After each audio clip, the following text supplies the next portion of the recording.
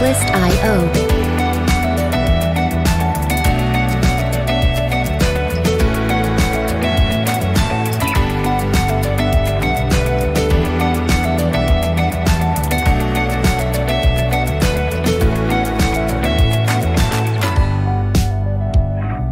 Music licensing reimagined.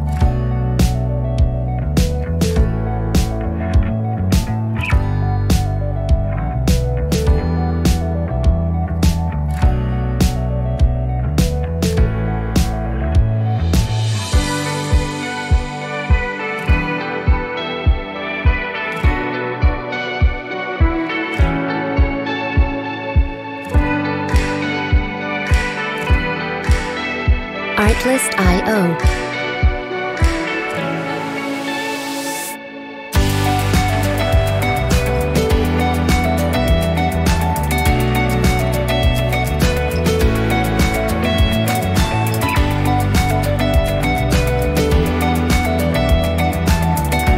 Music licensing reimagined.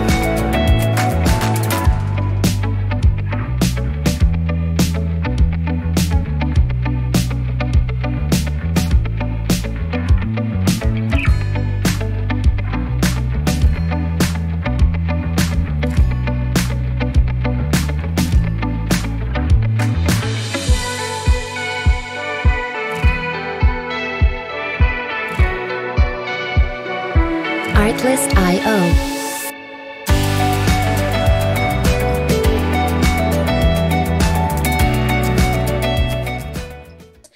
Y pues bienvenidos a este acto académico que se desarrolla en el marco de las conferencias en el entorno de la inteligencia artificial, metaverso y nuevas tecnologías.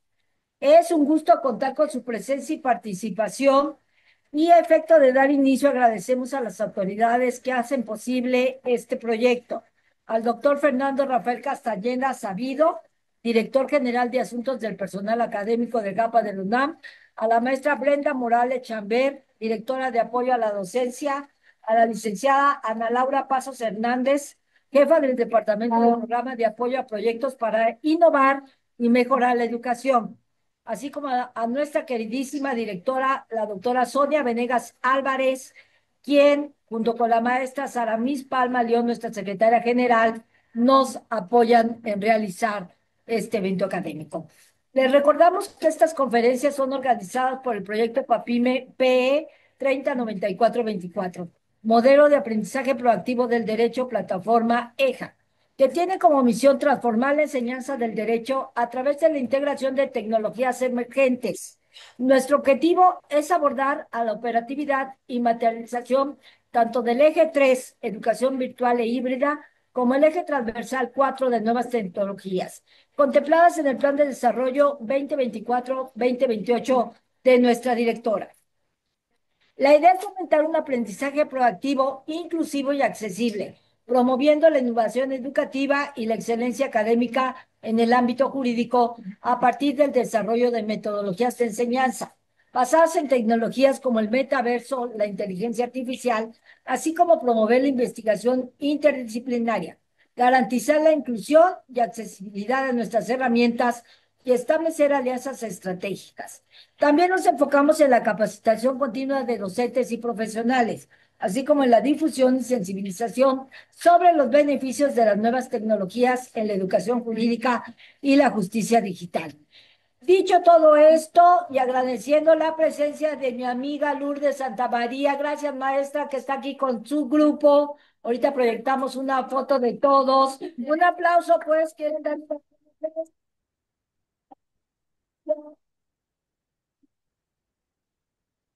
Dicho todo esto, a nombre de todos los que integramos este proyecto, queremos agradecer a nuestros asistentes que se enlazan vía Zoom, vía Facebook Live y en presencial en las diversas aulas, particularmente hoy al distinguido doctor Eduardo López Román por su participación y su valiosa aportación.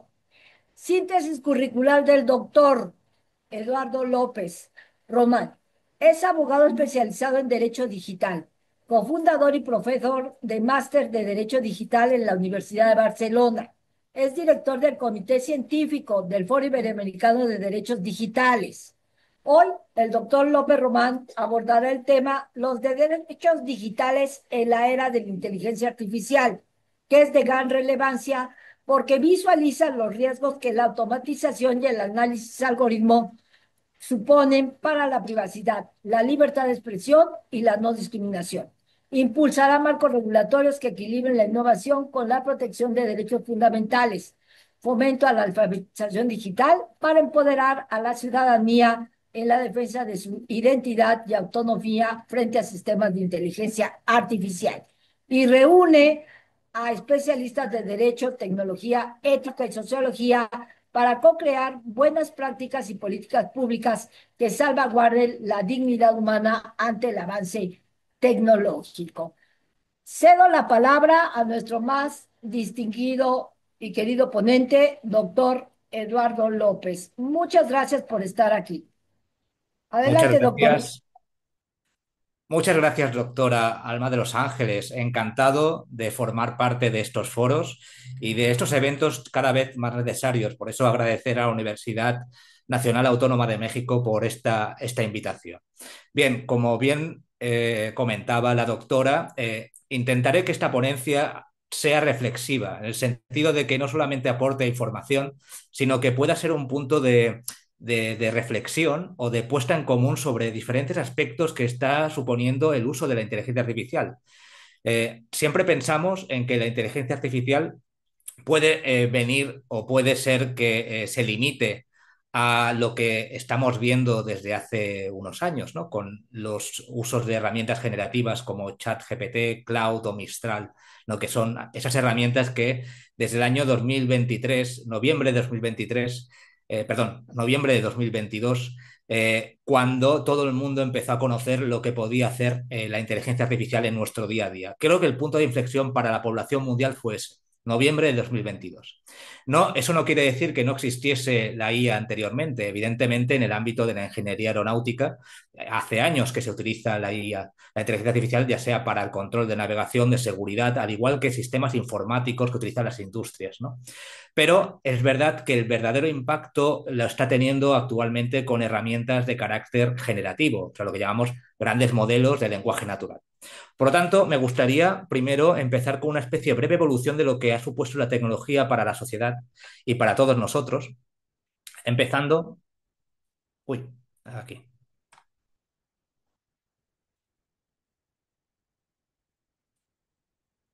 Aquí.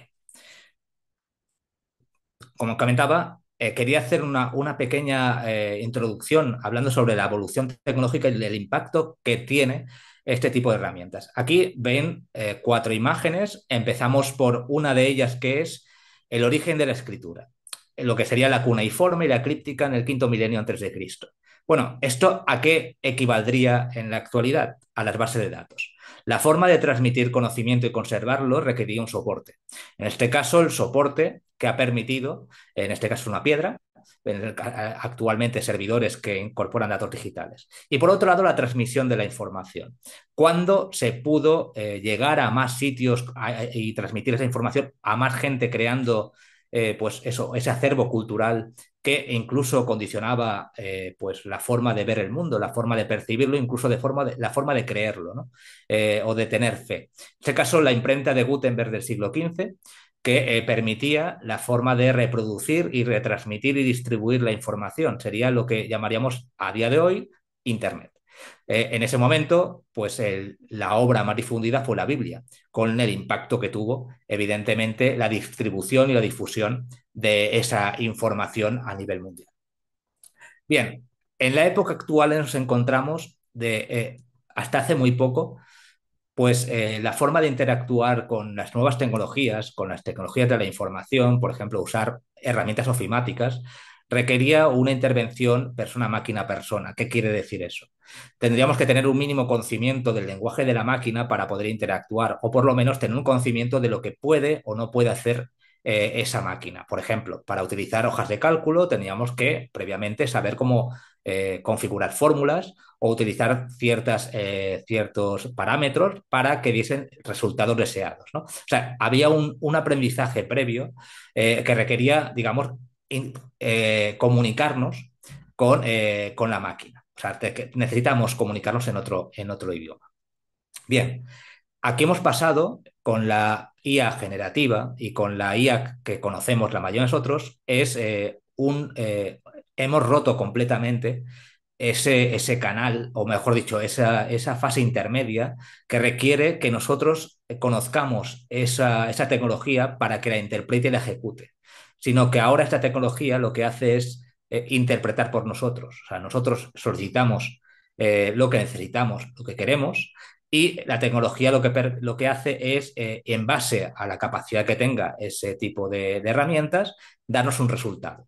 Lo que llamamos un resultado que puede ser único o multimodal, ¿no? Que nos puede dar pues, información de tipo sonora, visual, vídeo, escritura. Eso, evidentemente, me estoy centrando mucho en la generativa, pero es la que realmente está generando, esta IA generativa, la que realmente a día de hoy está generando un verdadero impacto a nivel mundial. Básicamente, ¿por qué? Por la accesibilidad.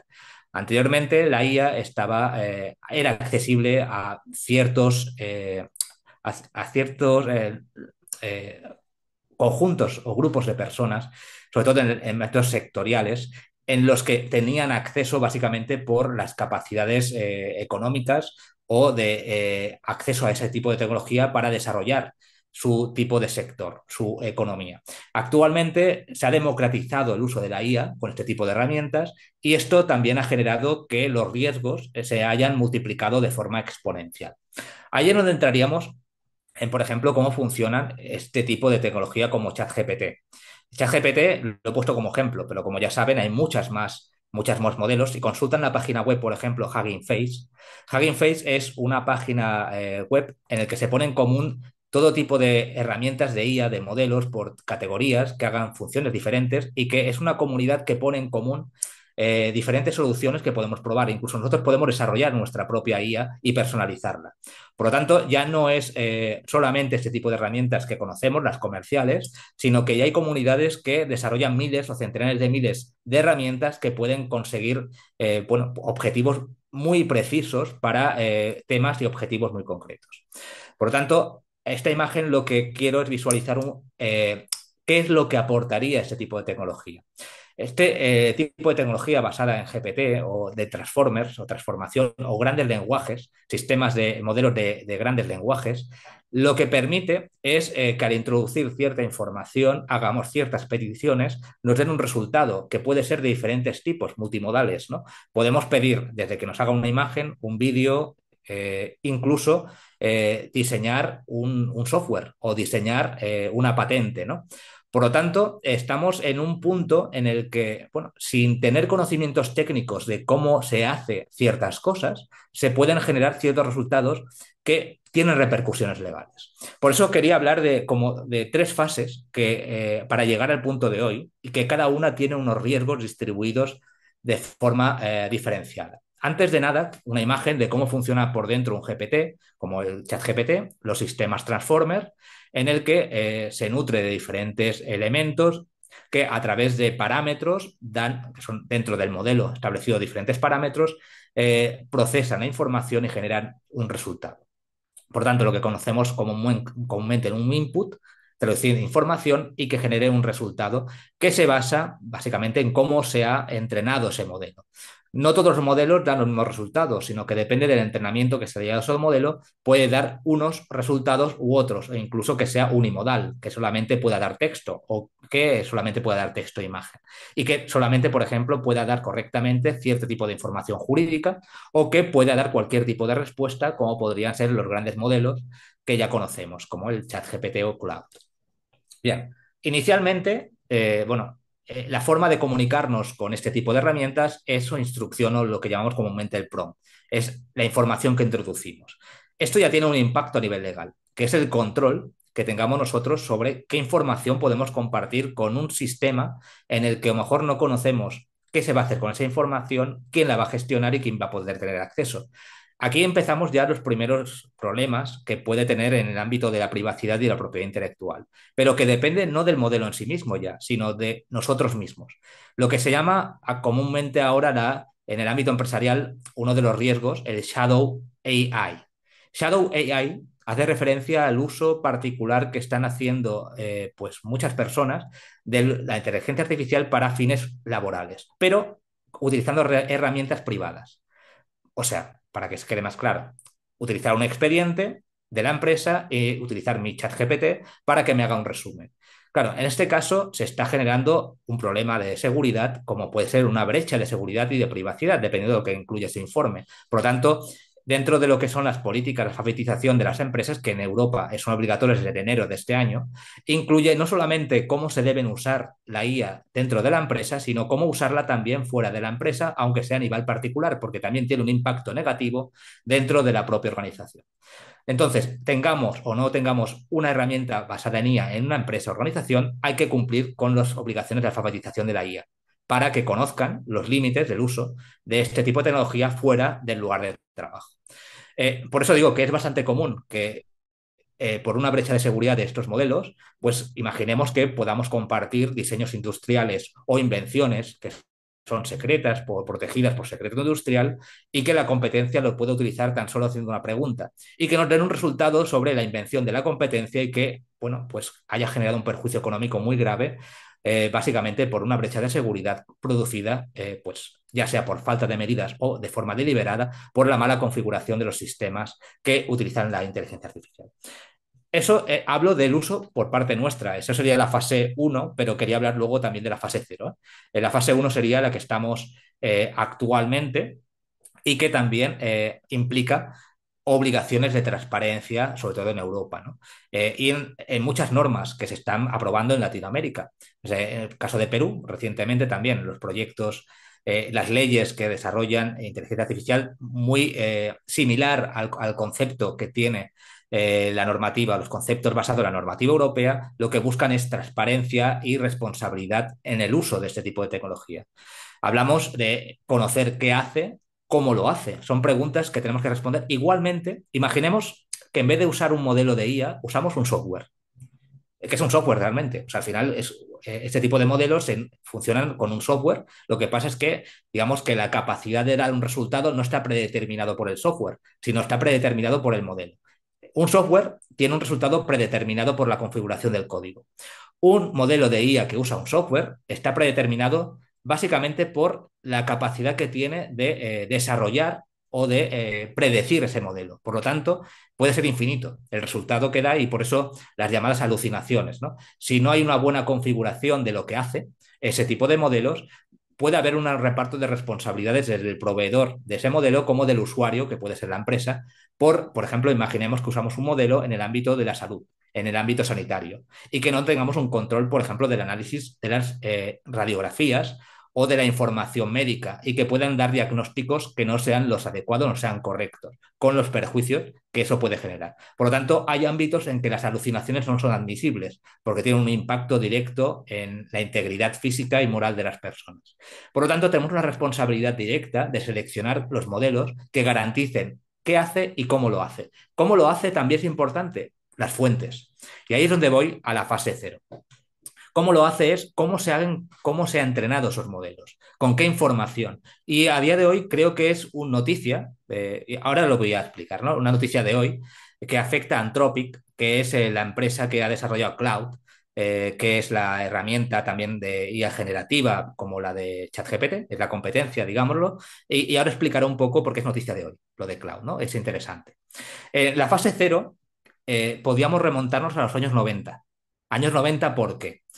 En Europa, desde el año 95, ya con el Convenio de Europa del 81 de protección de los datos personales o de la privacidad, digamos que ya había una sensibilidad respecto a los riesgos que había del uso inadecuado de la información. No de prohibir el uso de los datos personales, sino el peligro que había del mal uso de esos datos personales.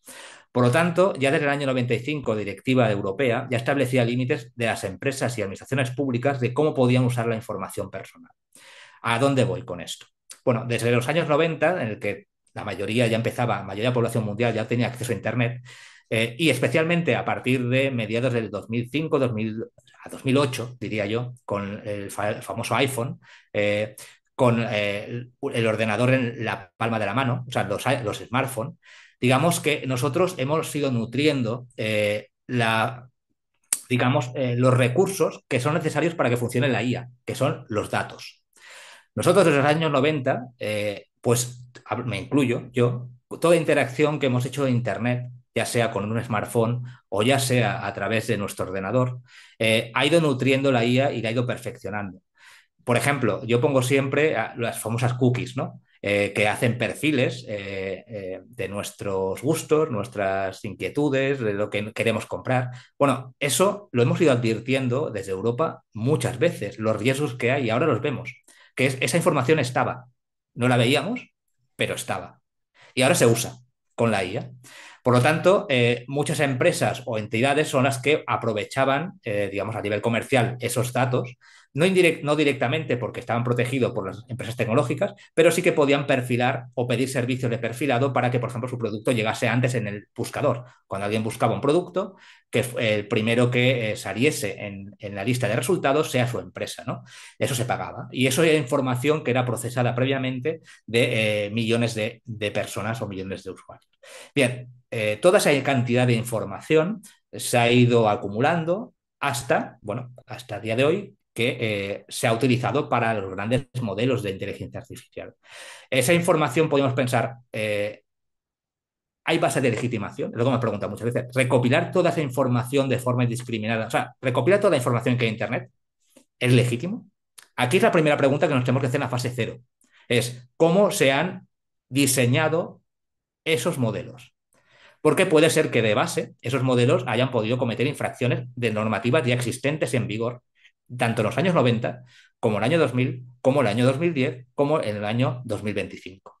Por lo tanto, estamos hablando de infracciones que se han realizado de forma reiterada. Como ya sabemos, el ordenamiento jurídico a nivel internacional está fragmentado, es territorial. O sea, evidentemente la normativa europea no aplica en Estados Unidos, excepto algunas normas como la de protección de datos que intentó o intenta sea extraterritorial en el ámbito del derecho digital.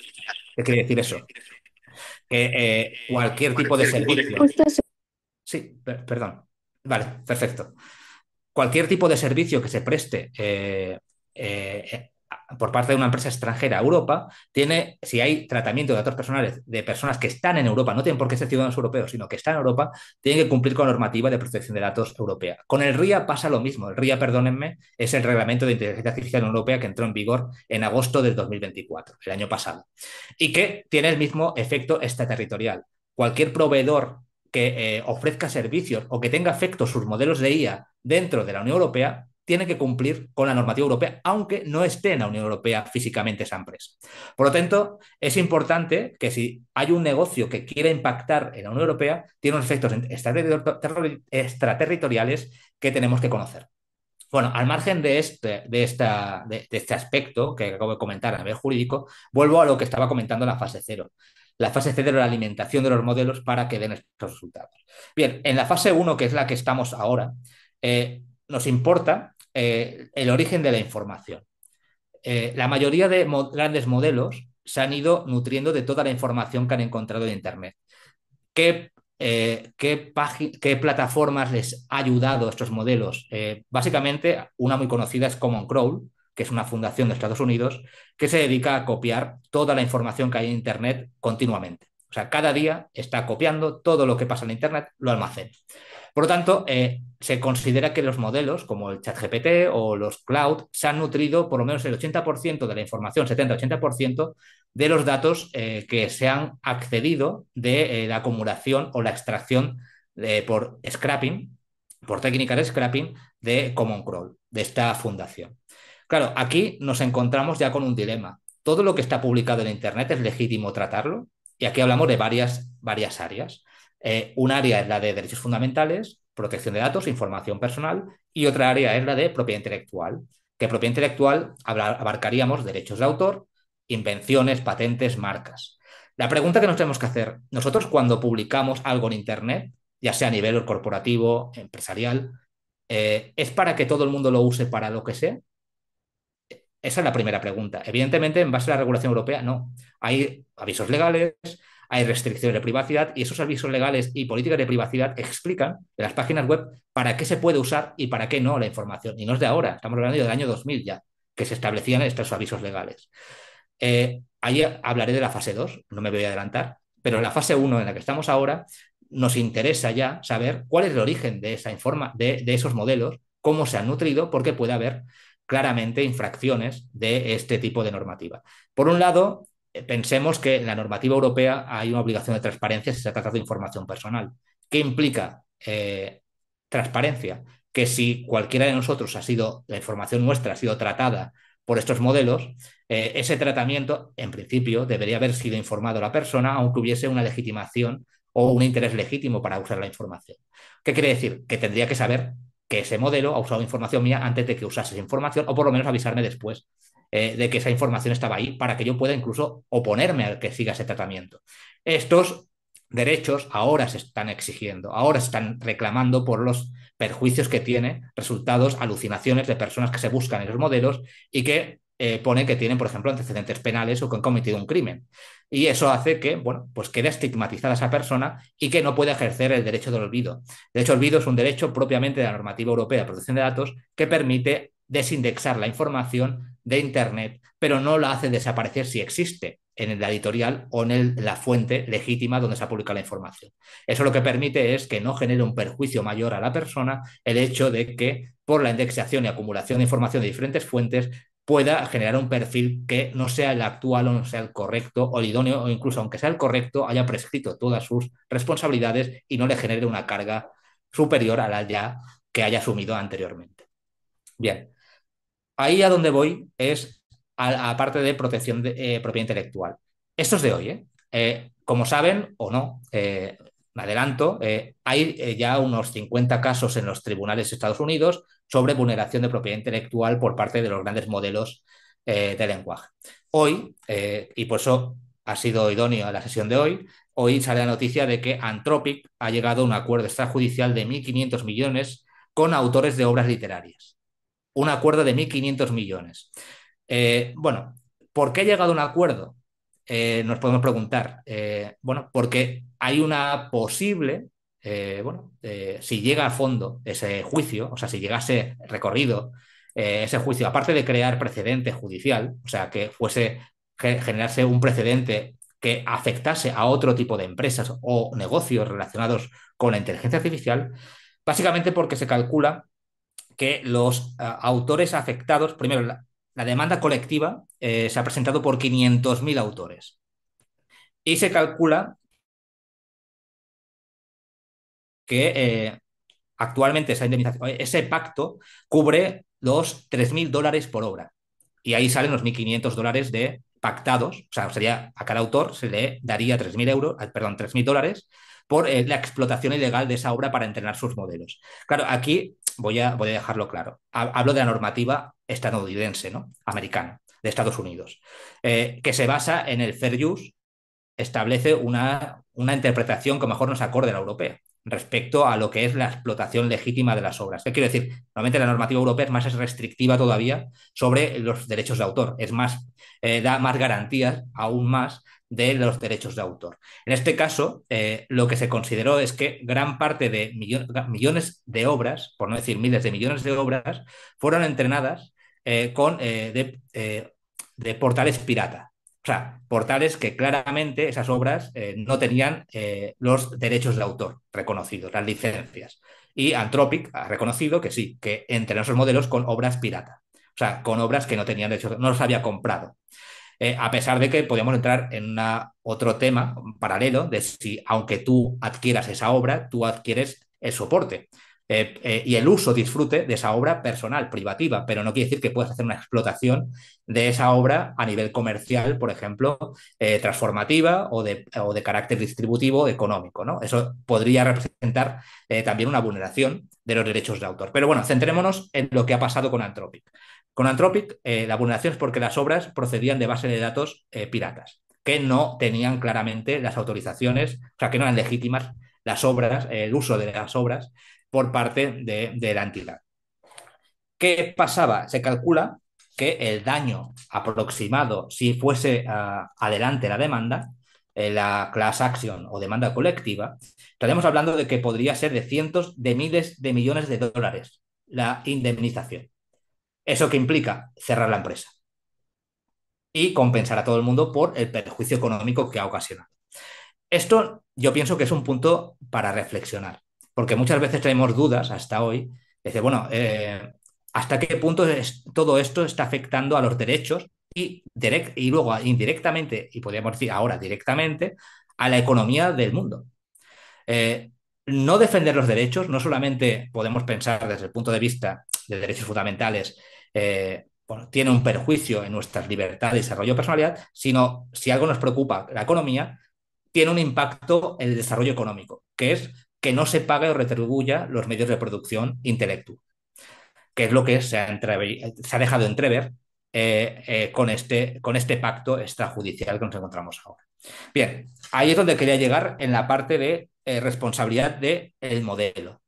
Pero luego también nos encontramos con una responsabilidad personal. Lo que nosotros incluimos, los usuarios, o sea, nosotros adquirimos un modelo para usarlo a nivel empresarial o a nivel particular. También somos responsables de qué hagamos con ese modelo. Por lo tanto, ¿qué es lo primero que podemos hacer para garantizar si ese modelo va a cumplir o respeta por lo menos el uso de la información que vamos a introducir para dar un resultado? Pues lo que tenemos a mano, que es el aviso legal y la política de privacidad. O sea, si algo tenemos que hacer antes de usar el modelo es leer lo que ha puesto el proveedor respecto a lo que considera un acto de contrato de adhesión vinculante. Porque es lo que lo que podemos utilizar en caso de una reclamación. Voy a un texto, esto es un aviso legal de ChatGPT, pero es del año 22, perdón, del año 22-23, o sea, al principio de todo. Lo he traducido al español y además lo ponía en dos asteriscos muy pequeños que casi pues te dejabas la vista para leerlo. ¿Qué pone? Al utilizar el sitio web y los servicios de OpenAI, acepta renunciar a todas las reclamaciones de derechos de propiedad intelectual en todo el mundo. O sea, renuncias a cualquier posibilidad de demandar por un uso inadecuado de las obras o la información que tú compartes creyendo que es privada, que no se va a compartir con terceros. Eso sin incluir derechos fundamentales, que estamos hablando de información personal. Si hablamos de información personal, además estaría vulnerando derechos fundamentales o derechos incluso humanos, ¿no? No nos olvidemos de que cuando introducimos este tipo de servicios, están en unos servidores en alguna parte del mundo. Por eso he puesto esta imagen, ¿eh? Cuando usamos ChatGPT, cualquier tipo de sistema, una empresa, estamos utilizando servicios que están en muchos casos en la nube. No todos, porque ahora cada vez más se introducen modelos in-house. Cada uno lo que intenta para garantizar su confidencialidad de la información es intentar que los modelos trabajen dentro de la propia empresa, que no haya una conexión exterior. Pero no nos olvidemos que la mayoría de modelos que estamos utilizando todos, la mayoría de nosotros, son modelos que están en la nube y que desde el punto de vista de reglamento de inteligencia artificial, pero también de protección de datos o privacidad, tenemos una obligación de saber dónde se almacena esa información, dónde está. ¿Por qué? Porque ya es responsabilidad nuestra saber que esa información va a estar almacenada en un país que no reconozca derechos fundamentales o los derechos de propiedad intelectual y no se puedan proteger.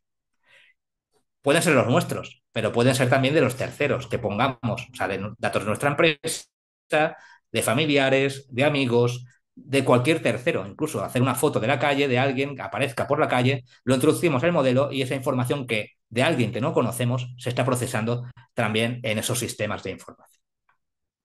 Bien. Ya yendo al apartado de el reglamento de inteligencia artificial, quería también comentar antes la fase en la que nos encontramos ahora, ¿no? La fase 2, la fase 2025. La responsabilidad proactiva y diligencia debida en la configuración de nuestros sistemas de información para protegernos de la IA.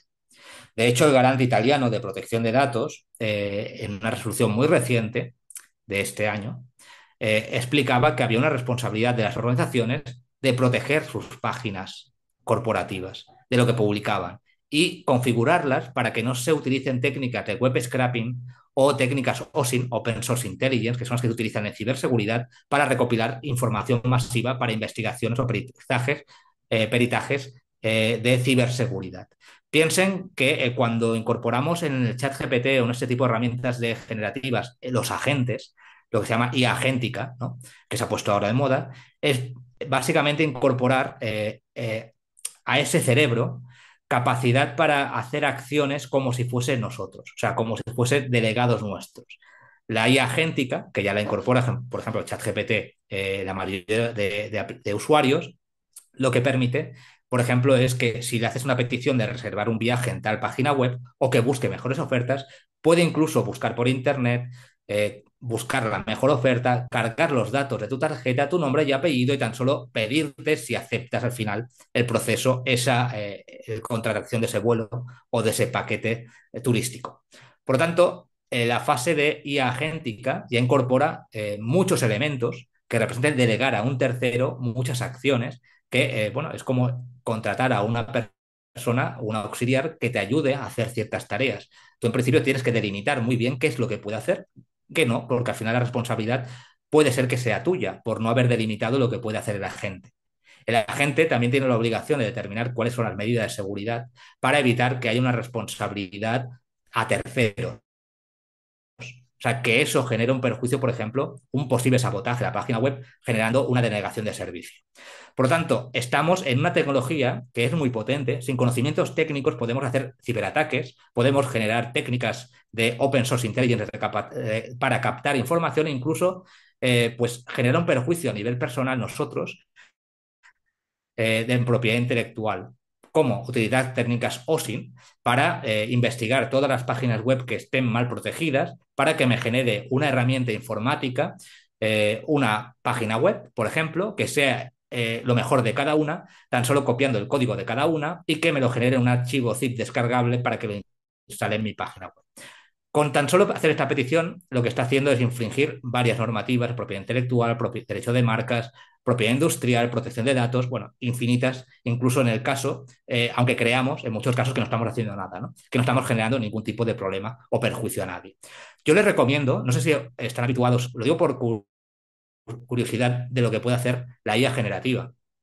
Si ahora tienen el móvil en mano y tienen instalado el ChatGPT o cualquier este tipo de herramientas, mira, tan solo para que vean el potencial de lo que estoy hablando, pidan ahora ya el GPT-5, si lo tienen, es el modelo que está instalado, pídanle, por ejemplo, que le hagan una aplicación que les guste, una aplicación para ustedes, no sé, que me calcule una aplicación para hacer mapa de riesgos, una aplicación para que me gestione pues las citas que tengo la semana, lo que usted quiera, lo que le gustaría pedirle a un programador informático. Y luego pídanle que eso se lo descargue en HTML JavaScript.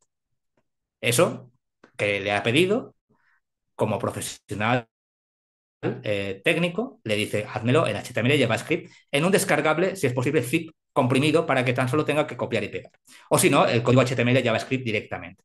Con ese código, lo único que tienen que hacer es ir al bloc de notas, si tienen el bloc de notas de Windows, copiar y pegar ese código en el bloc de notas y ponerle formato al final del bloc de notas cuando lo guarden, .html.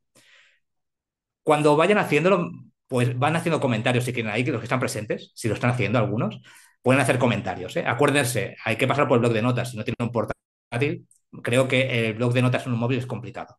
Pero sí, puede ser, pero normalmente los móviles, los smartphones no tienen bloc de notas. Pero pruébenlo y me dicen los resultados que van teniendo y lo que se les puede ocurrir una vez que hayan visto esos resultados. Bien, siguiendo con la sesión, voy a hacer 5 pinceladas, porque no me quiero extender tampoco, de cuáles son el marco legal actualmente de Europa para garantizar todo lo que he explicado ahora. Al final, el reglamento europeo lo que busca es proteger todo lo que acabo de comentar. O sea, que nuestro trabajo, nuestros derechos, o sea, que cualquiera no pueda explotar el trabajo que hemos hecho a nivel intelectual y que lo pueda utilizar de forma impune porque hay utilizado técnicas OSINT en el que aquí parte nuestra responsabilidad, por eso el garante italiano lo recuerda, estamos obligados a proteger bien nuestras páginas web y plataformas, aplicando normas o configuraciones para que no sean indexables, visibles, utilizar lo máximo posible sistemas que requieran credenciales, control de acceso o incluso en el aviso legal poner que está prohibido el uso de la información de la web por modelos para entrenar modelos. ¿Por qué digo esto ahora? El texto legal el texto legal lo deben poner en el aviso legal, que eso no lo hagan, o sea, está prohibido en esta página web que se puede utilizar esta información para nutrir o entrenar modelos de IA, porque la IA puede leer los textos legales, interpretarlos. Por lo tanto, si esa IA puede hacer todo lo que está haciendo, también puede leer el web scraping o el sistema de scraping, leer que si ese aviso legal pone eso, hacerle responsable por no haberlo leído antes, o si lo ha leído, lo ha obviado. Por lo tanto, eso que parece que no tiene ninguna incidencia es importante, el aviso legal. El texto legal que diga prohíbo que cualquier modelo use esta información para entrenamiento de la IA. O lo que yo quiera, puedo determinar. O excepto, quiero que esta parte sí, o cedo esta parte que no. O sea, delimitar los derechos en el aviso legal. Por eso el aviso legal, que siempre ha quedado despreciado muchas veces, o no se le daba importancia, incluso lo diseñaban los programadores en vez de los abogados o los juristas, porque era a veces copiar y pegar, siempre se ha olvidado de que es un contrato de adhesión, ese aviso legal. Por lo tanto, lo que pone ahí es lo que realmente hay que cumplir y se tiene que utilizar después como evidencia de unas obligaciones y derechos de las partes, en este caso, el proveedor que hace uso de técnicas de inteligencia artificial para entrenar sus propios modelos. Bien, hablamos del sistema de IA, perdón, el Reglamento de Inteligencia Artificial Europeo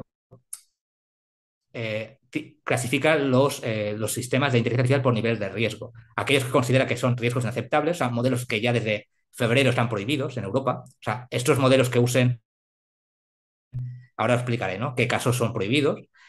O los de alto riesgo que requieren toda una serie de obligaciones técnicas y documentales que hay que cumplir, que explicaré muy rápido, ¿eh? No, ya compartiré con ustedes la presentación para que la tengan a mano, pero sí que por lo menos dejar unas pequeñas pinceladas sobre este tema. Y luego también aquellos que consideramos de riesgo de transparencia, que sobre todo hacen aquellos que puedan manipular imágenes, generar deepfakes, por ejemplo, o aquellos que son de mínimo riesgo, los que se utilizan, por ejemplo, para los videojuegos o para control de spam en las páginas web. Luego están los modelos de IA generativa, los de propósito general, ¿no?, que es una clasificación, digamos, específica, de que requiere transparencia porque pueden generar riesgos sistémicos. El riesgo sistémico normalmente se basa en la capacidad de cómputo, que es 10 elevada a 25, se calcula a partir de cómputo, que se calcula cuando teraflops, que se calcula para cuando es peligroso por la capacidad de dar un resultado no controlable por parte de esos modelos, pero que esos modelos también pueden estar catalogados previamente como de alto riesgo o inaceptable. En caso de que un modelo de propósito general se considere de riesgo inaceptable, por lo que permite, tampoco podría ser utilizado. ¿Cuáles son los riesgos aceptados? Manipulación y engaño, y que distorsiona el comportamiento y afecta a la toma de decisiones y la conciencia, causando daños significativos. Explotación de vulnerabilidades, sistemas que se basan en la edad, discapacidad, situación socioeconómica para manipular el comportamiento. Categorización biométrica sensible, inferir a la raza, opiniones políticas, filiación sindical, creencia religiosa, vida sexual, orientación sexual, excepto algunos casos limitados. Puntuación social, clasificación de individuos según su comportamiento social, características personales, generales de discriminación. Por ejemplo, el sistema chino de puntuación social está prohibido en Europa, por ejemplo, ¿no? Curioso también que recientemente se ha aprobado en China, hace este mes, una norma sobre IA generativa en el que, bueno, se ha puesto obligaciones de transparencia muy detalladas. Curiosamente, no tan detalladas como las de la Unión Europea. O sea, más todavía. O sea, han puesto una norma más detallada en respecto a las obligaciones de transparencia del uso de la IA generativa. ¿Por qué será este caso? Bueno, porque allí quizá la evolución tecnológica está, y por el número de personas, habitantes, estamos hablando de más de 1.500 millones de personas que habitan en China, están viendo ya situaciones de riesgo, aunque no seamos conscientes de ellas aquí. Pero esas situaciones de riesgo se están viendo claramente y que provienen muchas veces de la falta de transparencia de los modelos. Por lo tanto, la aprobación de la IA, de esta normativa en China, nos da por lo menos una idea, como una especie de hoja de ruta, de que aquí nos vamos a obligar también a ser todavía más transparentes de lo que somos respecto a los modelos, a lo que puede, no puede hacer, qué servicios puede prestar, cuáles son las limitaciones, lo que se llamaba a nivel técnico el libro, lo que se llama el Model Card, o la tarjeta modelo que incluya todo este tipo de elementos o información técnica de cómo funciona el modelo de IA. Es un término técnico, model card. Si quieren conocer cómo funciona el modelo por dentro, busquen los model card, que son las tarjetas que incluyen toda esta información técnica de los modelos. Por eso les recomiendo que visiten Hugging Face, que es una página web que podrán pues nutrirse de muchos modelos y muchas fichas técnicas que les va a ayudar a aprender más de cómo funciona a nivel técnico este tipo de tecnología.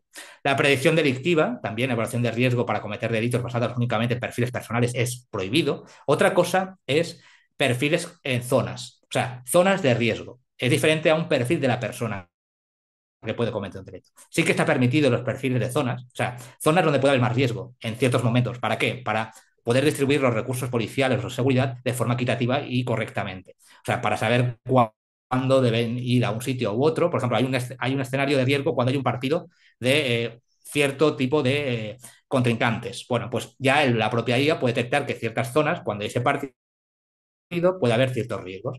Eso sí, pero una predicción delictiva personal de tipo Minority Report de la película estaría prohibido dentro de la Unión Europea. Base de datos de reconocimiento facial, compilación masiva de imágenes de rostros, tan solo por recopilar, sin consentimiento, tampoco estaría permitido. Detección de emociones en entornos laborales y educativos, excepto por motivos médicos o de salud. Identificación biométrica remota en tiempo real en espacios públicos con excepciones muy estrictas, ¿no? Que es para, por ejemplo, en el caso de personas desaparecidas víctimas de delito, amenazas inminentes, de ataques terroristas o sospechosos de delitos graves. O sea, serían excepciones, pero la norma general es que no se puede hacer identificación biométrica remota en tiempo real. Está prohibido en Europa. Luego, además, nos encontramos con los sistemas de alto riesgo. ¿Están permitidos? Sí, pero tienen toda una burocracia, para que se me entienda, obligaciones técnicas que deben cumplirse para garantizar que esos riesgos sean controlables, o sea, que sean auditables, que se puedan gestionar. Ahí incluye, por ejemplo, la supervisión humana obligatoria, ¿no? En todos estos sistemas. Nos encontramos en el ámbito de la ocupación y gestión de trabajadores, servicios públicos y privados esenciales, aplicación de la ley para predecir delitos, polígrafos, fiabilidad de pruebas, migración y asilo y control de fronteras, justicia y procesos democráticos y obligaciones en sistemas de alto riesgo. Además, requiere que los proveedores sean responsables, los responsables del despliegue, que son los usuarios, tengan que cumplir ciertos requisitos. ¿Cuáles son los requisitos? Obligación específica de transparencia. Voy directamente al resumen, ¿de acuerdo? Para que vean un poco esto. Esto lo tendrán disponible.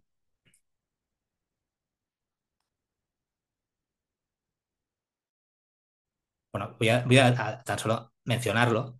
Por ejemplo, transparencia, tiempos de conservación de registros de la IA, transparencia y comunicación de información sobre el diseño, instrucciones del uso por parte del proveedor, vigilancia humana, o sea, prevención para reducir riesgos respecto a las consecuencias que pueden tener el uso de esta IA de forma autónoma, precisión y robustez de estos sistemas. Y hay un proceso de cumplimiento, obligaciones del proveedor, obligaciones del usuario y obligaciones de los importadores y distribuidores, ¿no? Voy directamente, perdónenme, voy directamente a la parte aquí. Bien, esto que ven aquí es un gráfico con toda documentación técnica que debe cumplir un proveedor que cree o use o haya desarrollado un sistema de alto riesgo. De documentación de descripción general del sistema, evaluación del rendimiento de comercialización, descripción detallada del sistema, como cambios predeterminados, procedimientos de validación, medidas de ciberseguridad, requisitos de datos, métodos y pasos de desarrollo. Declaración de conformidad, que es un documento que es obligatorio y que hay que presentar ante los organismos y autoridades oficiales de la Unión Europea cada vez que se cree o se ponga quiera distribuir un modelo de alto riesgo en la Unión Europea.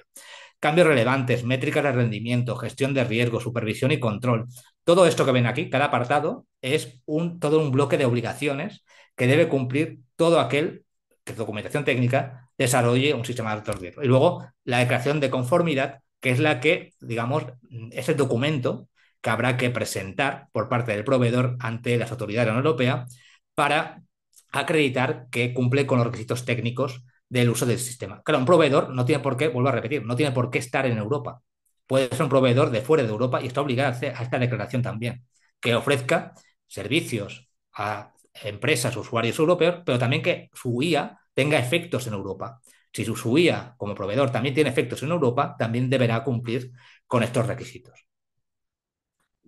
Entonces, aquí habría un proceso que debería cumplir desde la descripción general del sistema, descripción detallada del sistema, el sistema de supervisión y control, métrica de rendimiento, gestión de riesgos, cambios relevantes, normas aplicadas, declaración de conformidad y luego la evaluación de rendimiento de postcomercialización. Bien, perdónenme que haya ido muy rápido, lo tendrán a disposición, pero también quería dejar un breve espacio para si tienen preguntas y dudas. Muchas gracias por vuestra atención. Un aplauso al ponente.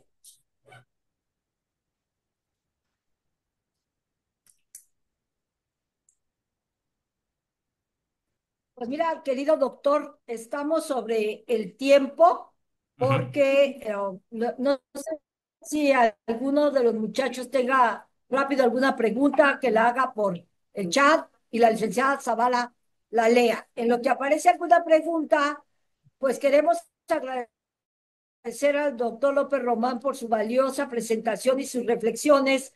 Ya alzo la mano a la licenciada Zavala. A ver, díganos Claro, rápido. doctora. Hay dos preguntas.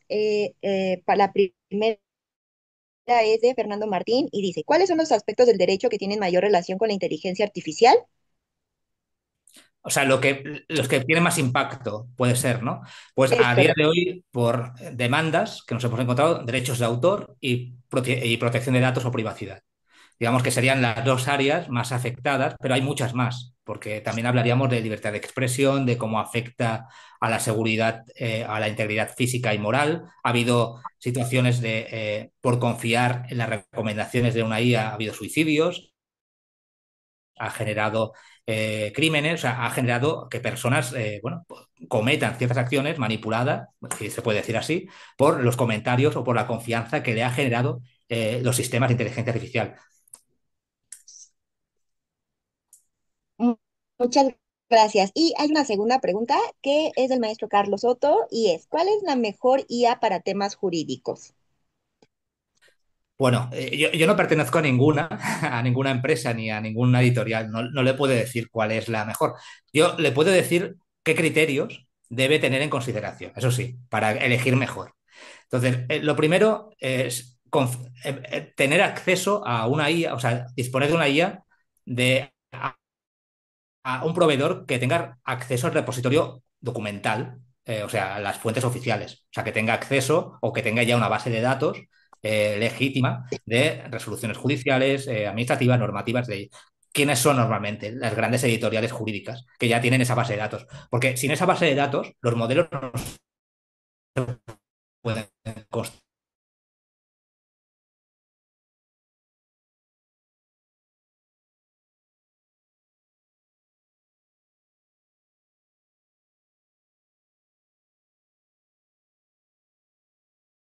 Pues seguramente cada modelo no es igual, no hacen lo mismo todos los modelos. Por lo tanto, también tendremos que estudiar para qué queremos esa IA, ¿no? ¿Para qué la vamos a utilizar? ¿Para qué? Para no fallar en un proceso de contratación, por ejemplo, para utilizarlo en compliance, o sea, para detectar riesgos y hacer un mapa de riesgos más detallado, a nivel procesal, para hacer estrategia procesal ante un caso. Claro, hay muchas variables de para qué queremos ese modelo.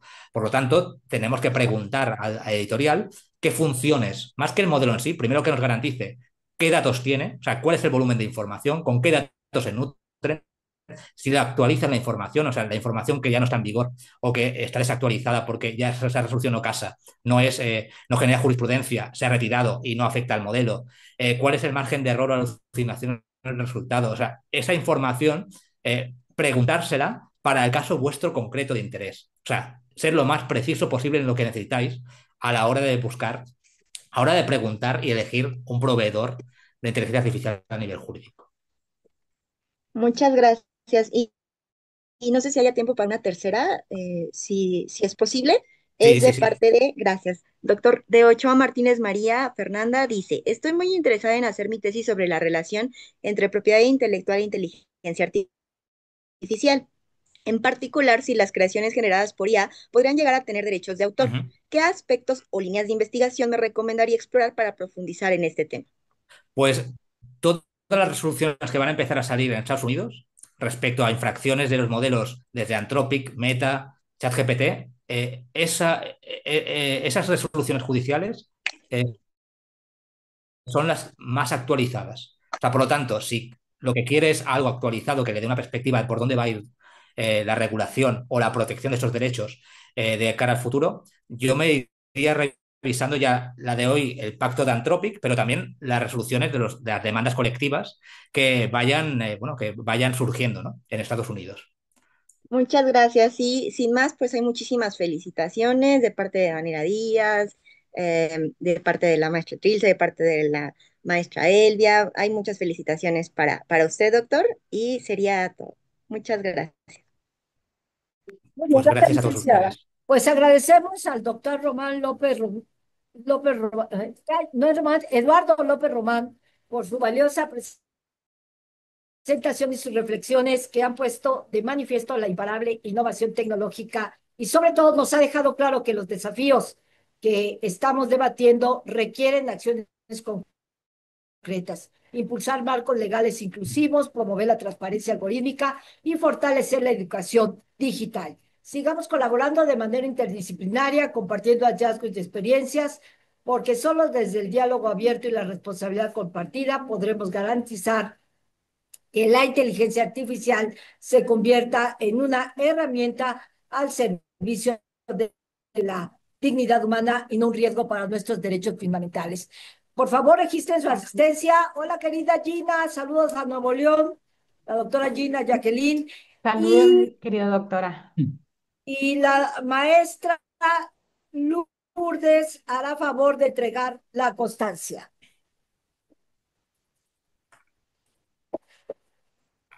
Muy buenas tardes a todos.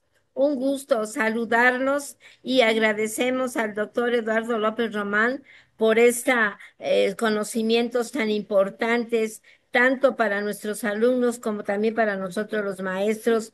Y bueno, eh, ya la maestra Almita pues ha dicho todo en cuanto a usted, el doctor Eduardo López Román. Bueno, tengo el gusto de manifestar que la Universidad Nacional Autónoma de México, Facultad de Derecho, a través del proyecto PAPIME PE 3094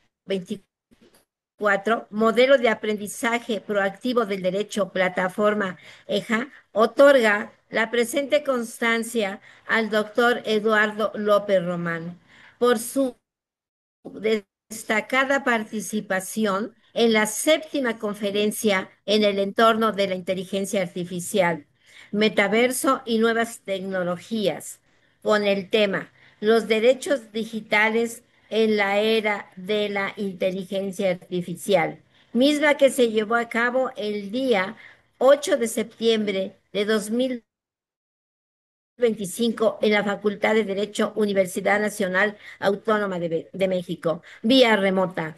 Pues muchas felicidades, doctor, mi reconocimiento y nuestro agradecimiento por tan valiosos conocimientos que nos ha dado en esta conferencia. La constancia la firma la doctora Alma de Los Ángeles Ríos Ruiz y el doctor Ruperto Patiño Manfred. Muchas gracias, doctor. Muchas gracias a todos ustedes. Encantado de estar con ustedes hoy.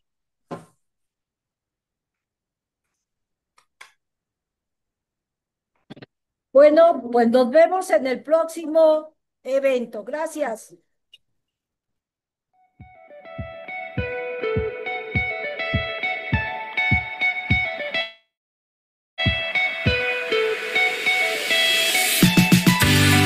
Artlist.io.